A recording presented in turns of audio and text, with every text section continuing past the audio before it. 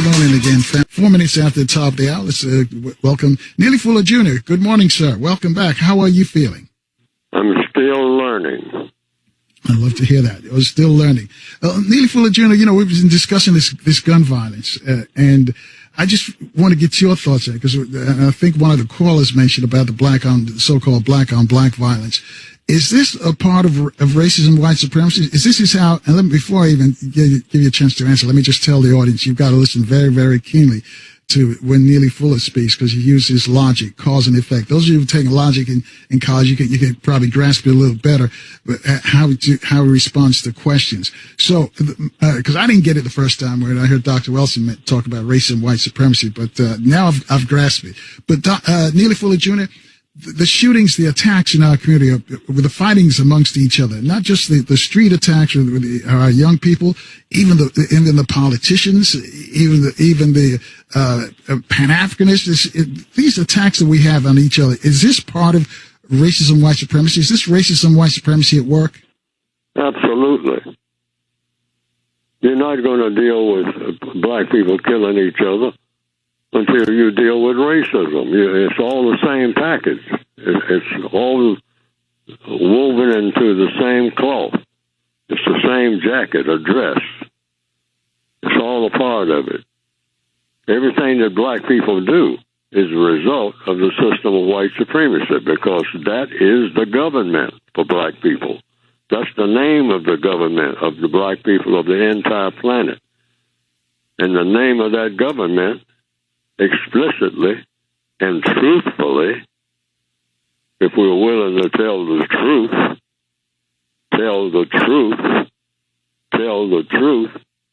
the name of the government for the black people of planet Earth in the year 2023, the name of the government of the black people of this planet called Earth is, in capital letters, the system of white supremacy. That's the only government that a black person, a person that's classified as black, a person of color, has ever experienced, if that person is alive on this planet called Earth,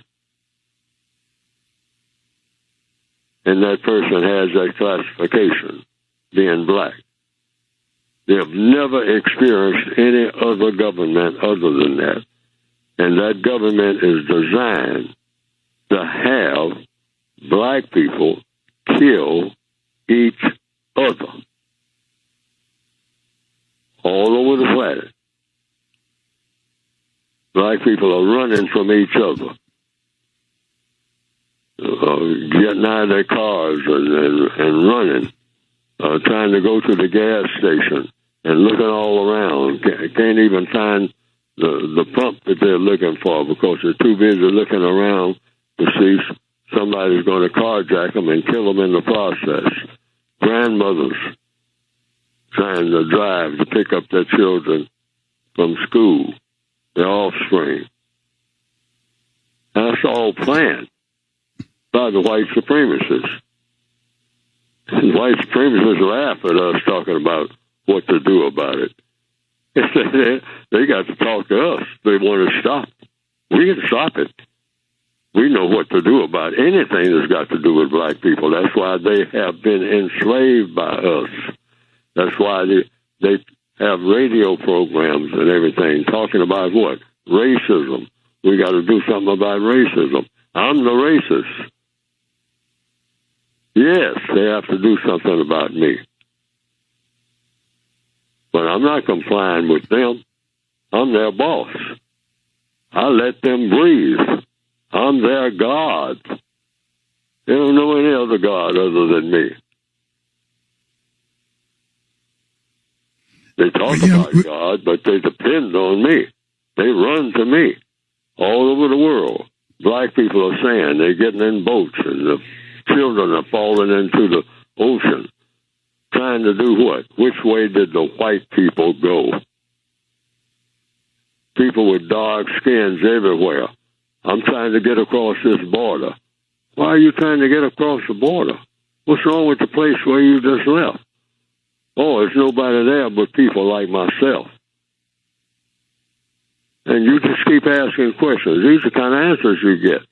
There's nobody there except people that look like me. Well, what's wrong with people that look like you? They're crazy.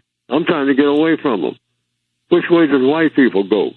I got to make some sense out of things. Say, well, white people mistreat you. And all, yeah, but, I mean, they know how to do stuff, and they're kind of halfway organized. Ain't nothing organized where I'm from. Well, where are you from? Sudan. Where are you from? Mexico. Oh, which way did the white people go? So in answer to the question, yes, that's what white supremacy means. We don't get it. We who? The victims of it. Looking right at it and can't put two and two together. We're lame brain, but it's not our fault. You're only used to what you're born into. We've never known anything else. And a few of us, hopefully, and myself included, have figured out a few things, but I had to stay here a long time before I began to see what I was looking at. Because when you're like a fish in water, you're born in water, you're not aware of the water, and you're not aware of what it's like on land because you've never been there. So we don't know anything about what you call freedom, except just as a rumor. That's a rumor. And justice, forget it. Justice and white supremacy cannot exist on the same planet at the same time. That's impossible. You have to replace the entire system of white supremacy with a thing called justice. It's never been done in recorded history yet. But we first have to understand that white supremacy is the cause of all of the problems that black people have in the year 2023. And as long as they have been on this planet, anybody who is breathing now, that's the government of the planet. And it's designed to hurt people of color. So, Neely Fuller Jr., let me jump in and ask you this. If at 12 minutes after it's out there, if we isolated ourselves, we had our own country, there were no white people around, we were running our own country, would we escape the system of racism and white supremacy? If there were no whites, would they still have an effect on us? If they're white supremacists, yes. You know, the earth is where we are. We're on planet Earth. And if black people went to any other planet, the white supremacists have to take us there, which means we'll still be under their jurisdiction. We have to change white people's minds one way or another. I'm going to say that again. We have to change white people's minds. Why? Because they're the smartest people on the planet. Now, when I say that, that's when a lot of people turn off the radio or say, hey, no, I'm not accepting that. But when you go to school, black people, if you talk to a black person and they're willing to tell the truth, they say, yes, I'm going to go to school and get my education. Well, what school are you going to get your education? See, all problems are solved through the process of questions and answers. It's not personal, it's business, as they say in the mafiosa. All right? It's not personal. So you say, when black people say, I want to get my education is very important. What are they really saying? I want to talk to some white folks. Stop and think. Tell the truth now. All of us. See, we have serious problems with the truth when it hurts. But the truth is supposed to hurt if it's the truth. If you got cancer, you don't want to be told that you have a minor abrasion. That's cancer. Call it what it is. We understand that when it comes to football games and basketball. See, we got beat because we didn't know what to do. We were all thumbs out there. And we got beat by a better team. That's what. Okay, we've been beat by a better team. It's called the team of white supremacy. Right. And hold that thought right there, Neely. We got to take a short break here. We got to check traffic and weather for our commuters this morning. Folks, call up a couple of friends and tell them Neely Fuller's on the radio. They'll appreciate you. Got a bunch of folks got questions for you as well at 15 minutes after the top of the hour. We'll be back in 4 minutes, though, with Neely Fuller Jr. right here in Baltimore on 1010 WOLB, in the DMV on FM 95.9 and AM 1450 WOL, where information is power. Again, family, 21 minutes after the top of the hour. Our guest is Neely Fuller Jr. Got a question? Reach out to us at 800-450-7876. And again, I got to tell you, you got to listen very, very keenly to what Neely Fuller is saying, because he uses logic, cause and effect to respond to questions and also to explain his tome on racism, white supremacy. He says racism is white supremacy, by the way. Anyway, we got a bunch of folks from across the country got questions for Neely Fuller Jr. Let's start with Tony on line 2, calling from Fredericksburg. Tony, your question for Neely Fuller Jr. Yes, good morning. First of all, I'd like to say good morning, Mr. Fuller. Thank you very much. I love you, and you've helped me very much. I've been practicing the code for about 10 years, and it has improved my life tremendously. It has been a very critical component of my therapy, just listening to your programs. Now, one thing that I would like to ask you is if you could expound on one thing that I'm kind of stuck on. You made a theory about the white man's anus, and I'm trying to wrap my head around it. And every time I say to myself, hey, man, this doesn't make any sense, I see something that kind of reminds me of what you said. So can you maybe kind of touch on some things that kind of clear things up for me? The white male anus in the year 2023, according to the evidence, is a white male anus in the system of white supremacy is very rapidly becoming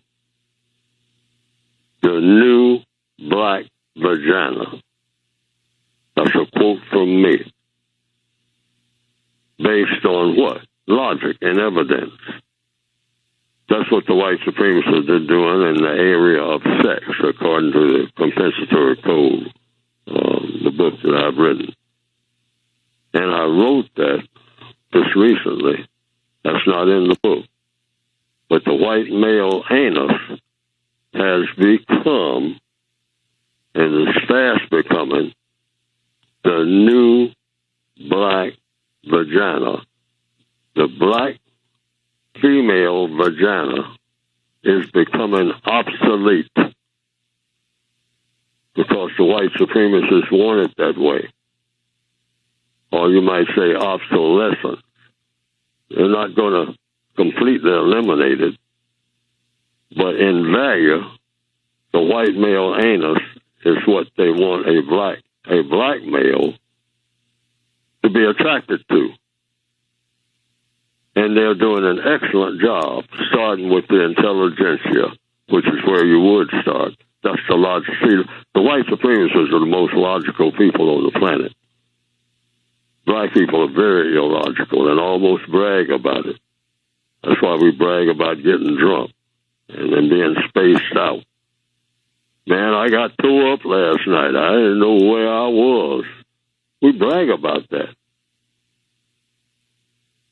because we have been trained to think that that's a sort of heaven on earth, to be completely oblivious of everything going on around us, getting on drugs and whatnot, artificial highs. So the white supremacists said, keep them on that level. Keep them on that level. Have them brag about getting high, meaning they're getting low, but don't know it. Don't know the difference between high and low. And so we keep them that way. That's the definition of the N word. When you got people completely spaced out, that they think that they're riding high when they're just as low as they can get, as low as any creature can get. Keep them that way. Don't let them deviate from it 1 inch. Once they start thinking outside that box that we put them in, we're in trouble. So in answer to the question, yes, that's what they're doing. Cause confusion in the 8th area of activity, according to the code. The 8th area of activity is sex. Basically, male with female. No, scramble it. We're going to have scramble sex. Well, what is scramble sex? We're all over the place. Call anything sex. You can have sex with a tree. That's a successful operation for black people. And we'll have enough white people to lead them in that direction, because black people ain't that stupid. If they see you not doing something that they're making black people do, but they're not doing it, they don't fall for that. They'll question that. So we got to do a whole lot of what we're getting them to do. But we'll just slowly ease back once we get them hooked. It's like going fishing. You throw a fish out there, you're sacrificing the fish. So we're going to sacrifice some white people in a whole bunch of nonsense where we say that sex can be anything. All you people get on board. You black people always want to keep up with something new. Well, that's new. That's just as old as the hills have been tried before. Only they erase it from history. All that stuff they're doing now, and I said it back in the 1970s, I said San Francisco, and it looks like Brazil, and then I was hearing rumors about what was going on in Thailand. I said the white supremacists are going to mess black people up sexually, because if you can control people sexually, you got them forever. Because sex is powerful. And if you can scatter their brains all over the place when it comes to sex, and all of the other areas of activity, you can completely devastate them forever. You don't have to watch them as close, because they'll be on automatic. They'll be praising a whole lot of sexual garbage that they came up with, and have black people praising it and putting it in the schools and all this. Because sex is powerful, the sexual drive. And at an early age, it's something to go in any kind of direction. So the white supremacists understand that, because they understand everything that's got to do with black people. There's no mystery to a white supremacist about black people. They are a mystery to us. We're looking right at them every day. But we don't know how they do what they do. And looking right at them. But we don't understand how they operate, how they're so powerful, how we weep and moan and cry about the things that they're doing, and looking right at them. But we're not seeing what we're looking at. That's in the textbook that I've written. In racial matters, many look, but few see. See what? See what they're looking at. There's an old saying that fits that. It's called not seeing the forest, because you keep saying that the trees are in the way. Because we don't understand that the forest is the trees. Looking right at them every day, talking to them, in bed with them, and know nothing about them. When I say that, I'm talking about black people and white people. Black people know nothing about white people. I mean, zero. Zero. Looking right at white people every day, working with them, having babies by them, and know nothing about how they operate. Zero. That gets back to that anus thing. That's why they got black males thinking hey, the white male anus, that's the best of all sex that you can get. Don't get no better than that. I think that answers. Let's keep moving. 30 minutes after the top of the hour with Neely Fuller Jr. Let's take another call. Let's go to Richmond. Bobby's on line 3. Bobby, you're on with your question for Neely Fuller Jr. Yeah. Good morning, gentlemen. I have a question. My question is, in Neely Fuller, I know you're like in your close to your 90. In your 90 years, have you ever seen any movement that black people did that could have suppressed white supremacy in your lifetime? That might have could have worked. Anytime a black person gets up in the morning and goes to bed at night, you're supposed to be thinking about, I am being motivated, run by in all areas of activity, not just in some. That's what supreme means. Economics, education, entertainment, labor, law, politics, religion, sex, and war. My whole existence, the existence of Neely Fuller, is dictated by the white supremacists. And we got to get the word straight. And we keep saying the United States government. There's no such thing as that. No such thing as the American government in the system of white supremacy. That's something that everybody should want to be. A part of the American government, the African government, and the Asian government. They don't exist nowhere. There's no such thing as that. There's one government on planet Earth in 2023. And the name of that government, let's get the word straight, and you'll be telling the truth. You might have to think about it for 2 or 3 months. But when you really put it to a test, you say there's no such thing as the American government. It never has existed. Not only doesn't exist now, and so you can't accuse the Americans of doing anything, which black people do every day on the radio. I hear it. And it pains me when I hear it. See, we haven't even got the language straight. That's the first thing you do. Get the language straight. No such thing as the United States of America. Never has been. That's something everybody should aspire to be a part of. Yeah, I got one more question. I kind of get your anus the question that you put out there that white male anus we're looking at, because the LBG community and all this media, everybody that's on TV now is promoting it big time, and they're scared to say anything.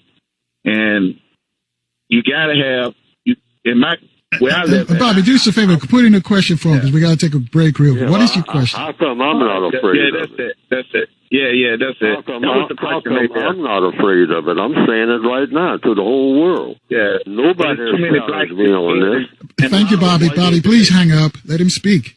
Come on. This is a white supremacy conspiracy. That's all a part of the whole package. They're not only doing it in the sexual area, they're causing what? One word: confusion in economics, in education, in entertainment. See, they pay black people big money to cause confusion in entertainment. Put out a whole lot of garbage out there and pay big money for it, because they got control of all the money in the world. Because when you got black people, you got money. Okay? They got black people's minds and everything else. So that's what you mean. See, black people don't even want to admit that there is such a thing as white supremacy. And they give me the reasons why. They say that it hurts their feelings. Well, black people's feelings are unreliable. Our feelings isn't the truth. Yeah, it might be true, but I don't want to talk about it. You don't want to talk about the truth? Because it hurts your feelings? Are you crazy? Right. Hold that thought right there, Neely. We got to take a short break here. We got to check the traffic and weather in our city. I'll let you finish on talking about the truth and hurting black folks' feelings. And Sarita in L.A. has a question for you. Folks, you too can join our conversation at 800-450-7876. Your calls in 4 minutes in Baltimore on 1010 WOLB, in the DMV on FM 95.9 and AM 1450 WOL, where information is power.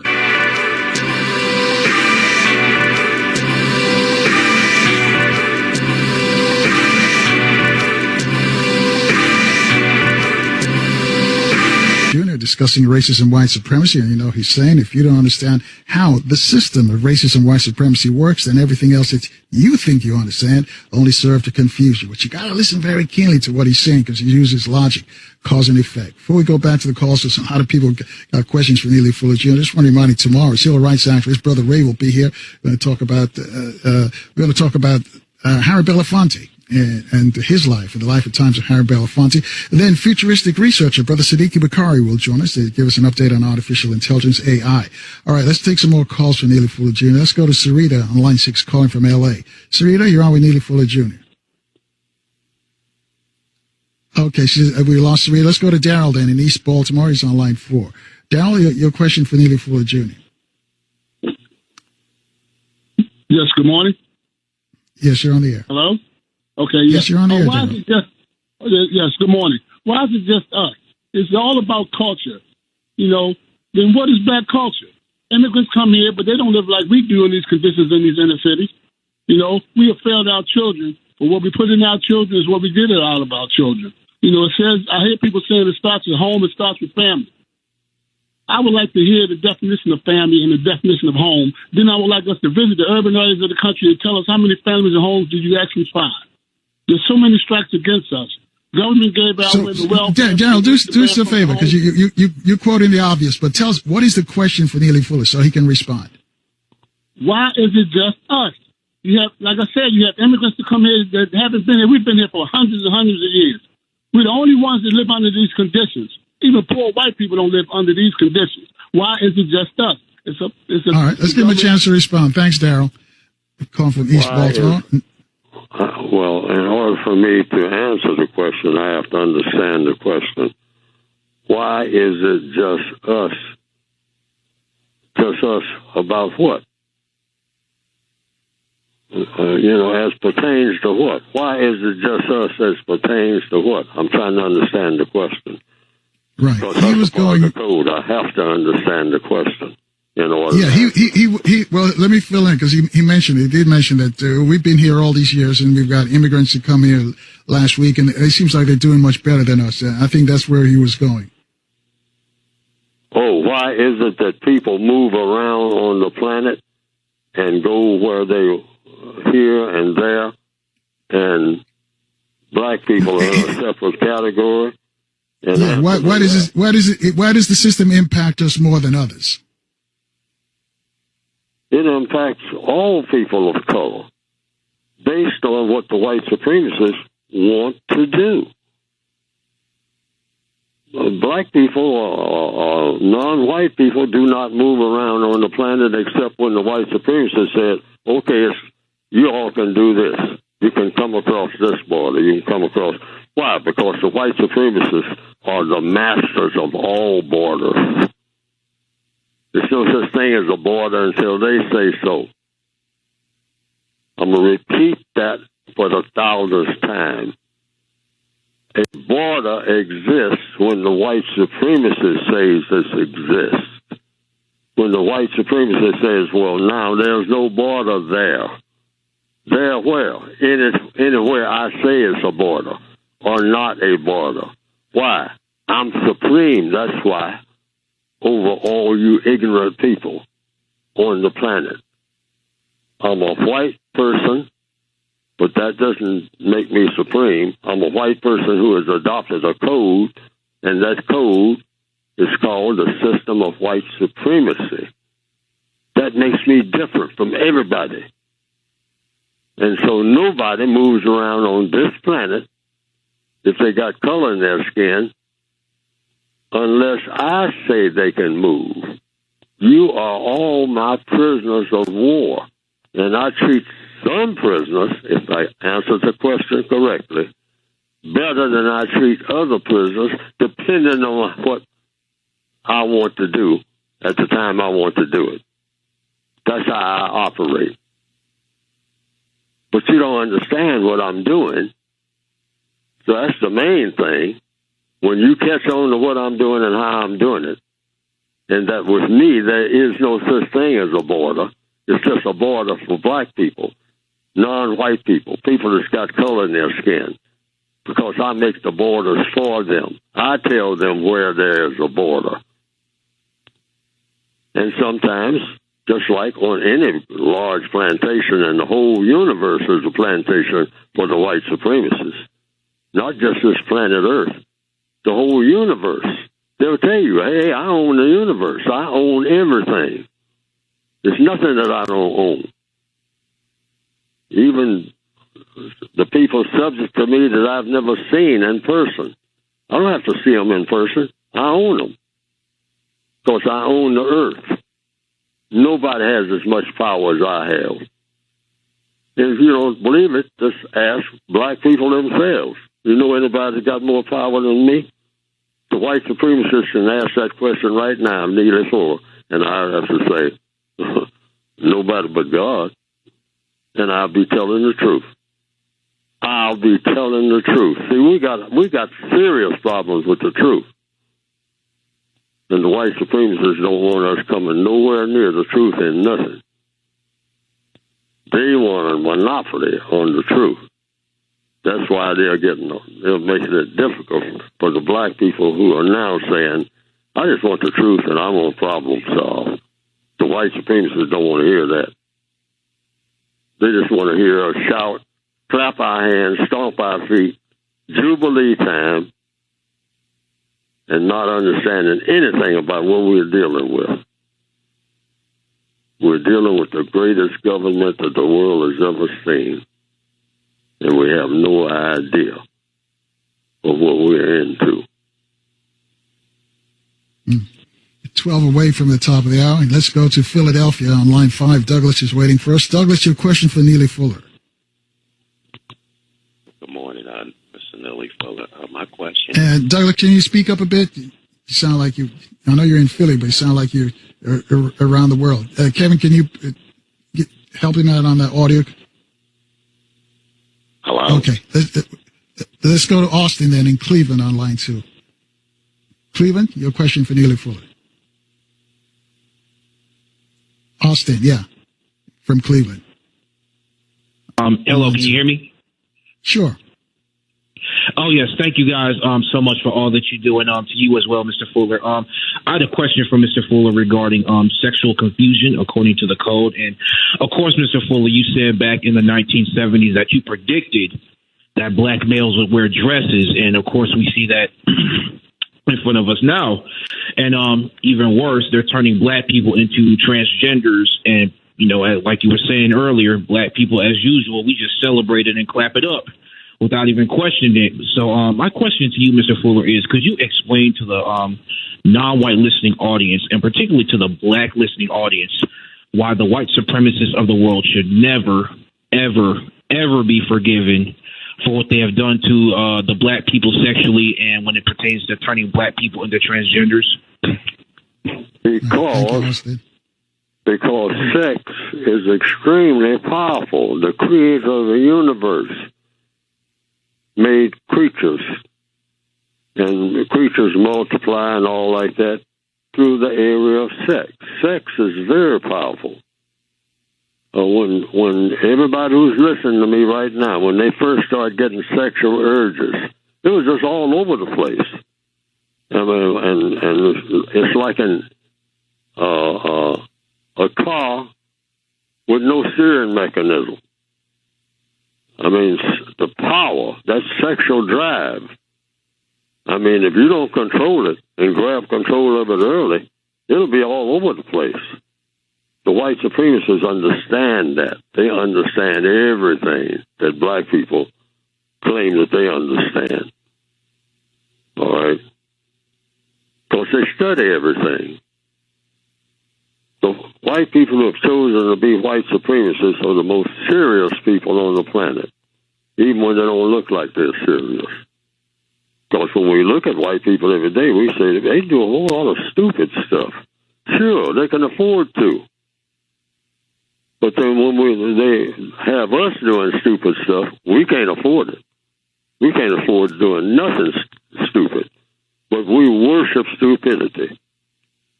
You want a black person to really start grinning and dancing and whatnot, give them something stupid to engage in.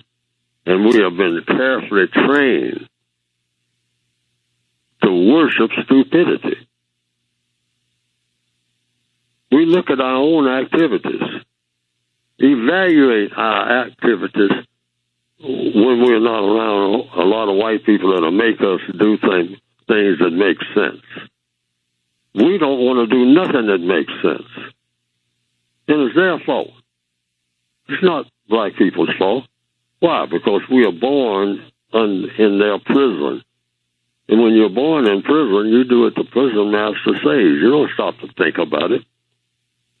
It hurts our minds to even think. We don't want to do no thinking. We just want to feel. We talk about our feelings all the time and brag about it. And our feelings ain't worth 2 cents. Because it leads us to disaster, like killing each other like we do. Like what's going on right now. But it seems like I'm getting too far away from the question. But, right. Well, let me jump in here because we're going up on a break. Before we go back to Douglas in Philly, I think he's got his phone fixed. Are all white people white supremacists? No. According to what? Logic. A newborn white baby can't be a white supremacist, logically speaking. It's a baby. And that baby's mind hasn't learned the difference between one color and another. That's what I base that answer on. Logically speaking, that baby's mind doesn't know. The baby doesn't know one when it's born. It doesn't know one color from another. So you can't call that baby a racist. You got to know your colors. If you don't know black from white, or yellow, or brown, or green, you have to know your colors in order to be a racist. That's one of the qualifications for being one. You have to know one color from another. And people have colors. Plants have colors. Animals have colors. You got to know the colors. There is such a thing called color. Well, you can't be a racist without knowing what color is about. So that, in answer to that question, no. And white people who used to be racist, used to brag about being racist, but now they've gotten what you call senile. And here's a white man who used to probably, I'm giving this as an illustration, and he used to use the N-word every day, all day, and bragged about it.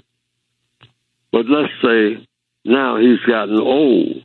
Now, he's the same person, but he's not the same person because now his mind has drifted so far away from reality on account of his age that he can no longer tell a spoon from a fork or one color from another. And now you see that same white man that used to use the N-word all day, every day, and everything that he said, and he's being wheeled down the hall in a senior citizen's home by a black woman who is constantly cussing him out. I'm just throwing that out as an illustration. Right. Hold that thought right there, because we got to take a short break. We're closing on the top of the hour. As he can. Yes, sir.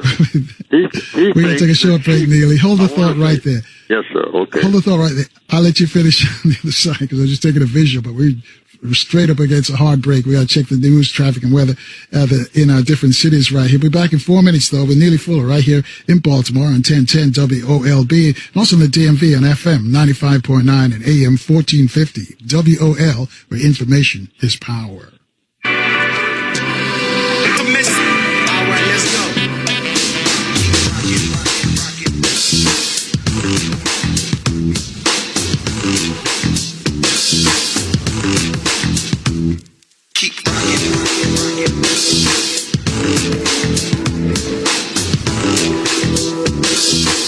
again, family. 3 minutes after the top of the hour. Thank you for rolling with us all morning long. Neely Fuller Jr. is our guest. He's explaining the system of racism and white supremacy, how it works. He says if you don't understand how that system works, then everything else that you think you understand will only confuse you. So a lot of folks are confused, but a lot of people are getting it. And I really appreciate their understanding what Neely Fuller has been teaching us over these years, along with Dr. Welsi. Before we left for the traffic and weather update, though, you were telling us a story about the old racist who was in a wheelchair and he was being pushed around by a black aide, and the black woman was cussing him out. So I want you to pick up the story from there. No, I'm just giving that. I haven't actually seen that happen, but I just surmise it's reasonable and logical. Black people work. We have always been servants of all types, and we have been first responders and whatnot. I mean, because the white supremacists give us those type of jobs. We don't have jobs that, except they come from the white supremacists directly and indirectly. So now here is a person who is way up in age, who is white. And I'm giving this as just an illustration, a hypothetical. And the person has been known all over the world, maybe, and one of the most famous racists ever, and has bragged about being a racist. I mean, and being a white supremacist. So he believes in white supremacy. But now here he is, senile, and being wheeled down the hall of a nursing home. And you can just imagine that in your mind, because it's somewhere it's happening right now, and that's a racist sitting in that wheelchair. Or he was a racist. You can't call it, because the question was, are all white people racist? And I said no, because babies are not racist. When they're white, they're born, they have to be taught racism. See, racism is something that you don't get naturally. It's taught. Somebody has to carefully, like they say in the stage play South Pacific, you have to be carefully taught. Like teaching surgery. You have to be groomed methodically in all 9 areas of activity. Otherwise, you're not going to qualify for being a racist. So here's a white man that used to use the N-word. I'm using this as an illustration. Every day, all day, people all over the world know him as the most famous racist of all time. But now here he is now in a wheelchair, being wheeled around by a black female who just get exasperated every now and then, and she might cuss him out and whatnot. But he no longer knows one color from another. He doesn't know a spoon from a fork. He doesn't know anything. I mean, he doesn't know what food is. It keeps dribbling out of his mouth, because he's reached that stage where his body is worn out and his mind is wearing out with it. But the question is he a racist? The answer is no. And you care for him. You got a black woman taking care of him. And he thinks that that's his wife. He doesn't know one color from another. His wife, Agnes, died 20 years ago. Okay? And he's calling this black woman Agnes. And she's saying, my name ain't Agnes. My name is Linda. If you're going to call me by my first name, and to you, I'm Miss Crawford. Don't be calling me Agnes. I ain't no blankety blank Agnes. I mean, you know how we talk sometimes when we get exasperated. And hold your head up so I can feed you. Now, he's not a racist. You say, well, he used to be one. Well, see, used to be, if you're talking about justice, it's not the same thing. So you show compassion to the person, even in that state. When everybody all over the world knows this particular individual in that wheelchair is the most notorious racist that ever lived. But he ain't one now. So you don't treat him like one. That's justice.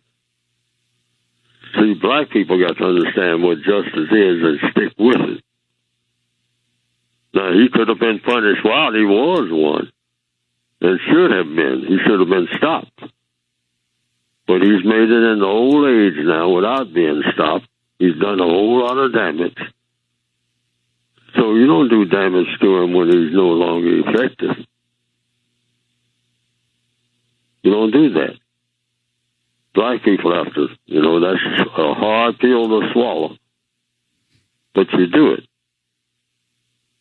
I mean, because we can't turn into be people like they are. That's the last thing we definitely want. That's part of what we call the compensatory code.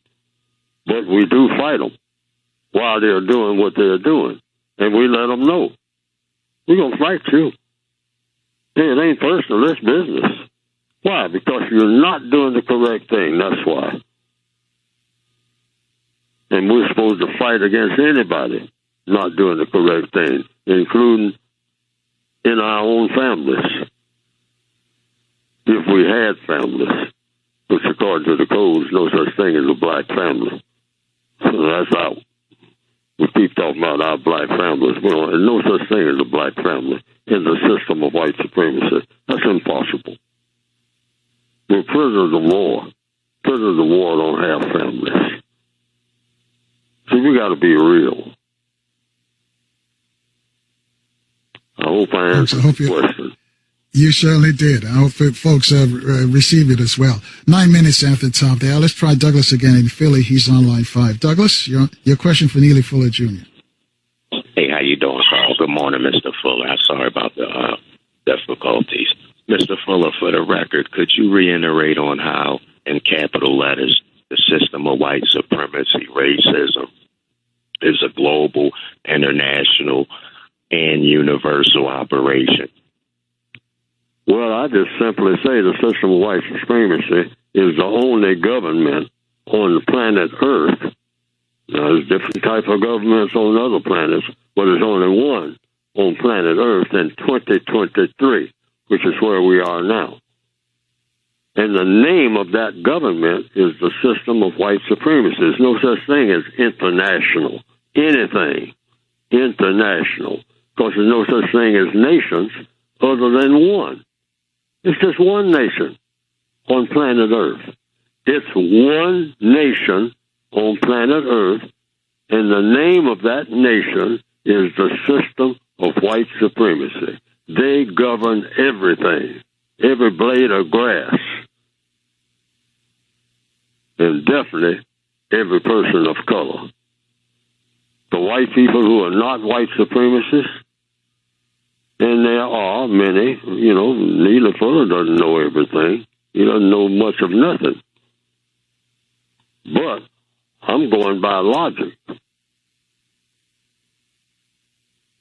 And like I said, I can't say all white people are white supremacists, but the white people who are white supremacists are the most powerful creatures that have ever presented themselves on planet Earth or been presented in recorded history. And that is the truth. They have set up an evil system, and this evil system dominates everything that people do on planet Earth. So there are no nations. There's no such thing. You can call yourself a nation. I can call myself a nation. I can sit right here, right now. I'm on this phone. I can say, I'm a nation. And I belong to the black nation. And we're the most powerful nation on earth. That's easy to say. Because I just said it. Show you how easy it is. And then you got black people all over the planet saying that they are nations. They're not nothing of the kind. They're prisoners of war. Of what war? The war against, war between those who believe in white supremacy and those who don't. And so far, we have been losing that war. I say losing because we haven't lost, because we're still fighting. As long as you're fighting racism, you haven't lost. No matter how many so-called failures you have in the battles. Battles are part of the war. We haven't lost that war. Because just like somebody mentioned this morning on this program, Harry Belafonte, fighting right up to the last minute. As long as you just keep fighting right up to the last minute, and you getting somebody else, leave somebody else behind who's still fighting, you haven't lost. The white supremacists understand that because they are very logical people. And that's why they're desperately doing everything to hold on to their power. All we got to do is just keep going. And somebody mentioned something about black people killing each other. The code says the white supremacists have to stop that. But we can help it along by doing certain things that we can do. And it's going to be a bitter pill to swallow. And I'm going to give that right now while I'm thinking about it. Black people killing each other all over the world. Well, black people have mothers, people that we call their mothers. They really don't function as mothers. I tell you what, hold that thought right there, Mr. Fuller, because we got to take a quick break. I don't want to break your rhythm, because I think this is important and our people need to hear it. But we've got to check in with our stations and get an update on the traffic and weather in our different cities at 14 minutes after the top. Yes, I'll be back and let you finish your explanation. Mark in Canada's got a question for you. We'll be back in 4 minutes, though, right here in Baltimore on 1010 WOLB. Also in the DMV on FM 95.9 and AM 1450 WOL. Where information is power.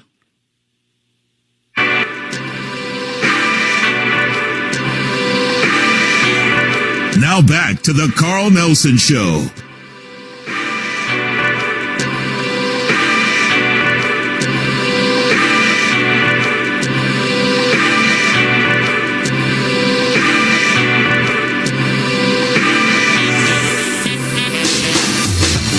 Good morning again, family. 20 minutes after the top of the hour with Neely Fuller Jr. And his book, the short title of his book is called The Code, but we'll get into that before he leaves. But Mr. Fuller, I'm going to let you finish your thought before we speak with Mark in Canada. Okay. I heard somebody earlier on this program, just before I came on, and we were talking about violence, black people killing each other, which we do by the shipload worldwide. Okay. Now, the black person who kills another black person, that person came from somebody black. Even if they're so-called mixed. I mean, somebody had color in their skin. That's why they were called a black person or a person of color. Now, we need a code and to do the best we can under these type of conditions. Now, the white supremacists are to blame for all of our malconduct or for any kind of conduct because we are raised by them. We are their illegitimate children. That's according to the evidence and the logic in the system of white supremacy. Our illegitimate parents, for every black person, my illegitimate parents, my most powerful parents, are the white supremacists. Not what I call my parents. They're not my real parents. They lost all of their parenting power when the white supremacists took them into captivity. So I was born in captivity, just like what I call my parents were born in captivity. So all of the non-white people on the planet are in the captivity of the white supremacists. That's according to the evidence, according to the logic. It's not theoretical. That's evidence. Otherwise, there'd be no such thing as white supremacy. So, black people killing black people. That's the question. How do you stop it? Well, for one thing, the average black person, in order to be a black person or be classified as black, has what that person would call a mother or a father, even though they're not really that. They're just co-prisoners, equal prisoners of war. But they function as that, and they go under that title. Now, stopping black people from killing each other. For one thing, I heard a black lady say many decades ago, she trained her offspring. Say now, she let them know at a very early age, if you ever murder somebody, you're not welcome here. Don't even think about coming here. And she drilled that into their heads. We're talking about murder now. She said, now, if you're in any kind of trouble other than that, come and get me. Let me know right away. I'm your mother. But if you ever murder anybody, and you know you murdered them, I'm telling you right now, you're not welcome here. You are not welcome here. I don't know you.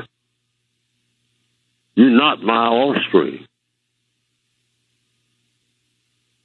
And she said, by drilling that into her boys at an early age, she never had any kind of trouble with them.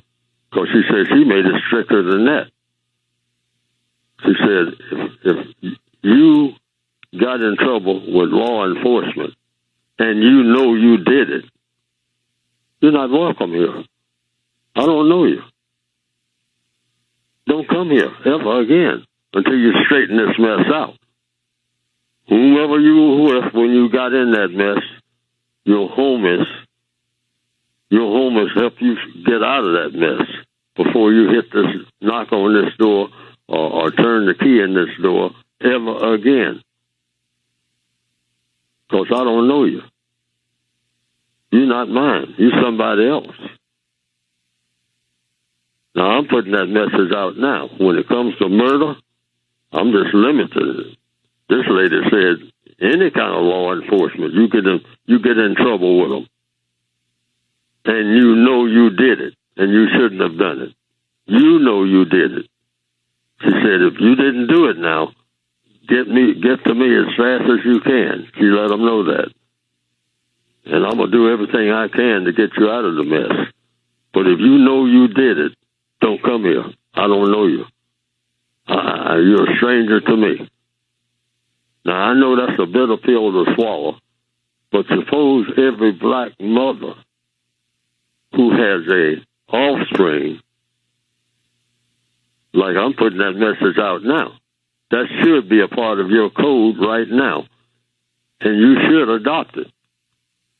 Now, I didn't invent that. I didn't come up with that idea. I got that from a lady years ago, many decades ago.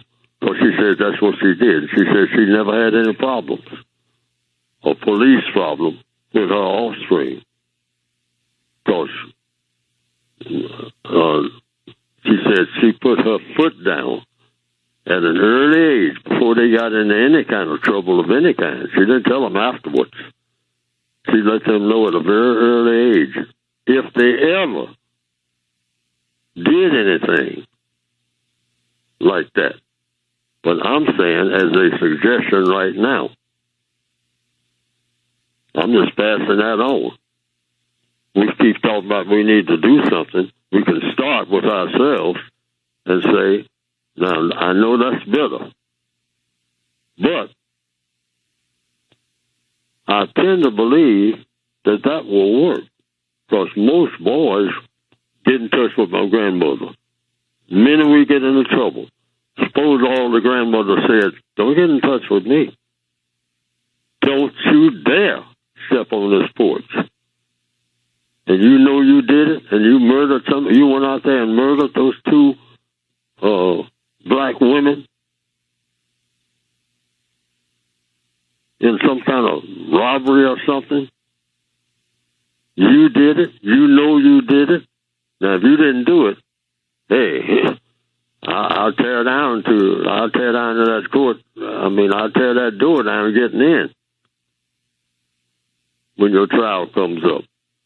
Even if they try to bar me out, I'm all behind you.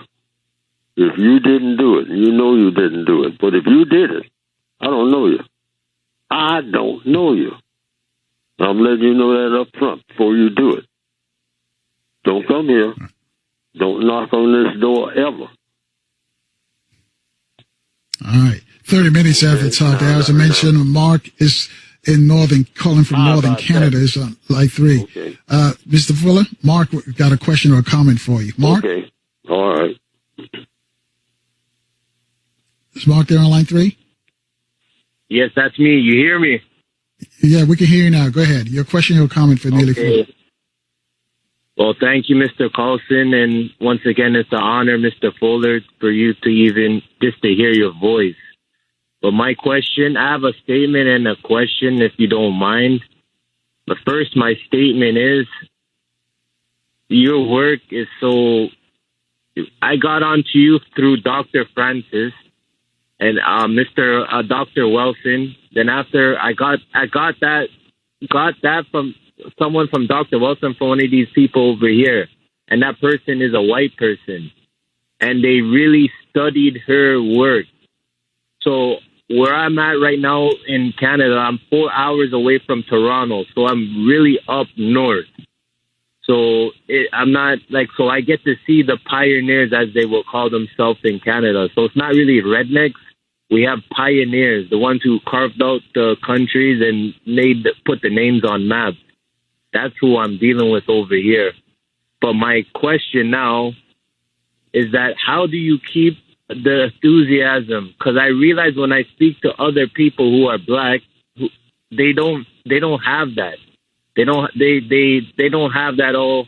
They don't remember the heroes. They don't remember anything else. They say, no, that's old.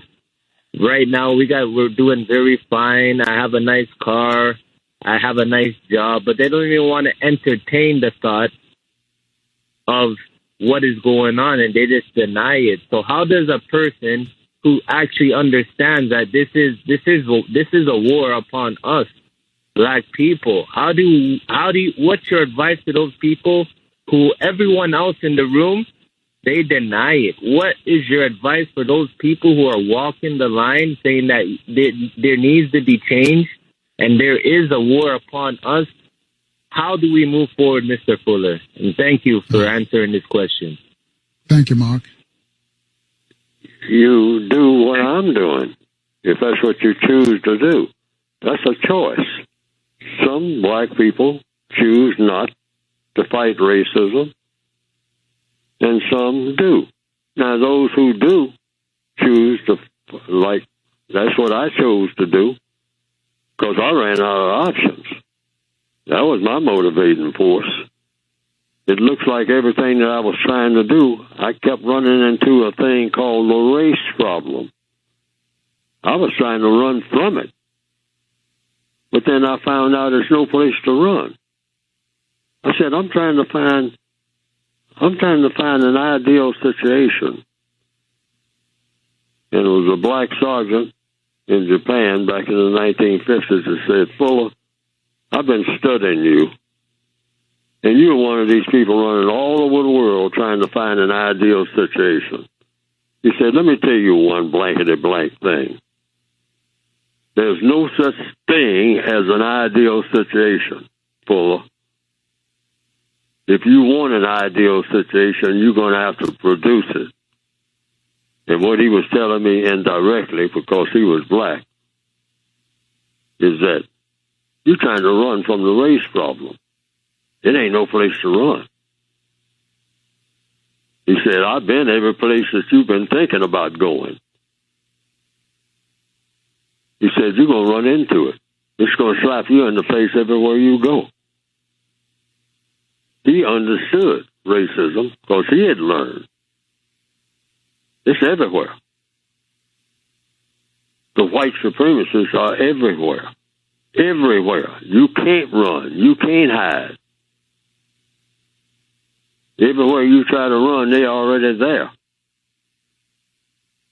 There's no secret place where you can run to that they don't know about. They know every inch of everything. They know every inch of you. That's what he was telling me. just in a few sentences. And I almost cried when he said that, because I wanted to believe the lie that there was some place I could go. Said no. He was letting me know. Hey, Fuller, and I don't know where I got this idea from, but I could see myself running in a circle in a coliseum, and a lion is chasing me. And it's only when I realized, hey, you're going to have to turn around and face that lion, because there's nowhere to run.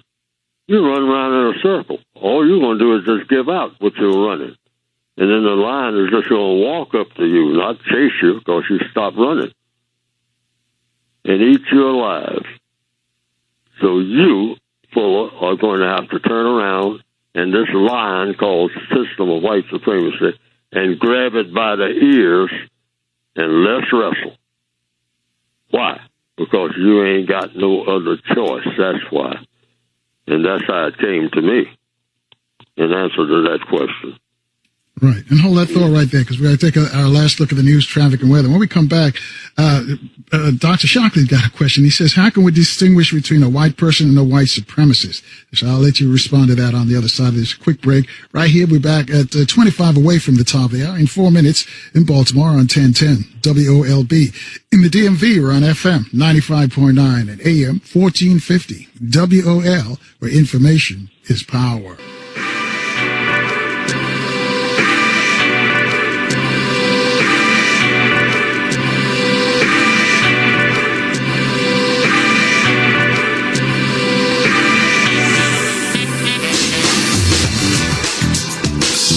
Good morning again, family. 19 away from the top of the hour with Neely Fuller Jr. His book's called The Code. That's a short title. We'll give out information about the book before he leaves. Also respond to Dr. Shockley's question. But before I do that, let me just remind you, tomorrow, civil rights activist Brother Ray will be with us. We're going to talk about Harry Belafonte, the life and times of Harry Belafonte.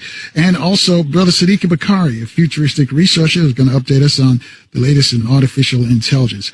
But Neely Fuller Jr., the question from Dr. Shockley was, how can explain the difference between, and tell us how we can distinguish between a white person and a white supremacist? You can't. That's an excellent question. And you let the world know you can't. Except when you're talking about babies, you can say that white baby is not a white supremacist. The baby was just born 5 minutes ago. The baby doesn't know anything about color. That's not a racist. Or the white person, like I gave the illustration earlier, who is now senile, who used to be a racist. You know that person was a racist, but the person isn't a racist now. Now, every other white person who is able, and I underline the word able, to be a white supremacist should be suspected of being one until proven to you as an individual person that he or she is not one. See, it's an individual thing. Since there is no handbook that I know of, I've asked people on the air all down through the years, where is the handbook, or where is the guide, or the census, or whatever you want to call it, that lists all of the white people on the planet by name and address, identification, the whole ball of wax, who is or is not a racist.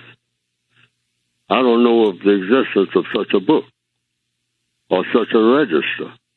So therefore, it's legitimate to suspect any white person who is able, that word, able to be a racist. Probably that white person is one, if the person is able to be one. A newborn white baby is not able. A white person who doesn't know one color from another, who is now 110 years old, is not able. Doesn't know one color from another. Or if something happened, they were in a car wreck or something, they no longer know their colors. When they look at a person, they just see something. but they no longer know. They know that the person is a person, but they don't know anything about the person, what color the person is, on account of the accident, car accident or whatever. But every other white person, and I'm saying this to the entire world, every white person that I see, I'm duty bound to suspect that white person is a white supremacist if he or she is able to be one. Why? Because I have no way of knowing. The white people who know who the races are, they're the smartest people on the planet, the white supremacists among them, so they know who the races are. They haven't put out no register saying who is a racist and who isn't. So I'll go to court, and I always say all black people are all the time in court, because everybody on the planet is in court, and everybody is on trial, including myself, 24/7. So always talk like you're in court. Be able to verify and justify what you say. And the very things that I'm saying right now, I'm saying that's what everybody should say. White people should suspect other white people of being racist if they are able to be one, if they have the ability. Until what? Until proven different to that particular white person. Not all the others, because, see, there's one thing about the races. Races are extremely deceptive. Being deceitful is something they absolutely depend on. How to fool people. You cannot be a racist and stay at it very well without your whole thing collapsing, unless you're excellent. See, to be a racist, you have to have a code, and that you have to pass that code's test. The racist code, you have to be able to fool black people. You have to. Because if you can't fool them, you can't dominate them. So that's one of the white code's requirements in order to be a white supremacist. You have to be an expert at deception, at making something look like it's not. Oh, that's artificial intelligence. Why you put that word artificial in front of it? Because the real intelligence is not artificial.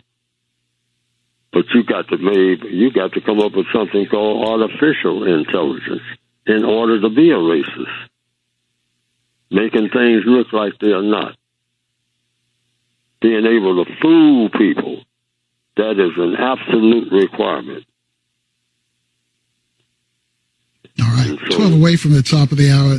I want you to talk about your book. Before we do that, let's take a question from Mark in Baltimore. Mark, a question for Neely Fuller Jr. Mark's on line 4. Is Mark still with us? Can y'all hear me? Yeah, go ahead, Mark. Oh, okay. I'm great. Carl, me and you talk about this all the time. I live in Baltimore, Dr. Fuller, and 68 years old, never had a problem with white supremacy here in Baltimore.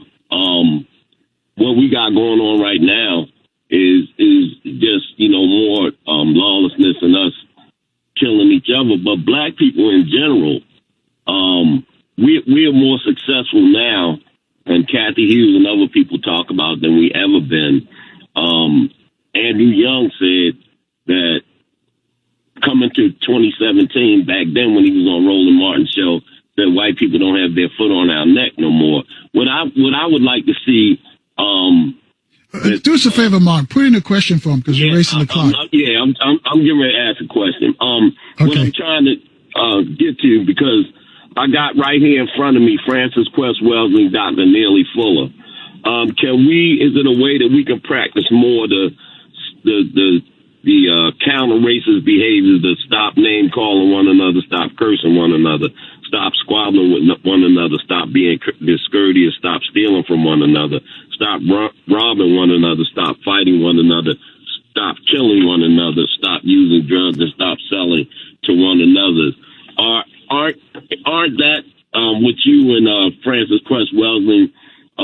that we can practice as counter-racist behaviors? I have what you call a counter-racist code book that you can get by going to producejustice.com. Producejustice.com. And I have a word guide about how to use words, because the white supremacists use words as the glue that hold their whole system together. And it's in that book, that word guide says no such thing as a successful black person. See, the white supremacists set a standard that they say, this is the success. So we bought into that because we don't know nothing else.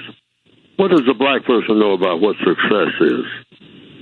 So the white supremacists tell us what success is. Say, now you are a successful black person. And they set that standard very low from what it should be. Because you're not a success until you are in, according to the code that I have written. If you use that as a standard, until you have a system of justice, which means what? According to what I have written, and what I call this code book that you're talking about. I've written my contribution to that, if you can call it a contribution, that you can get by going to producejustice.com. And success means that we have a system of justice worldwide.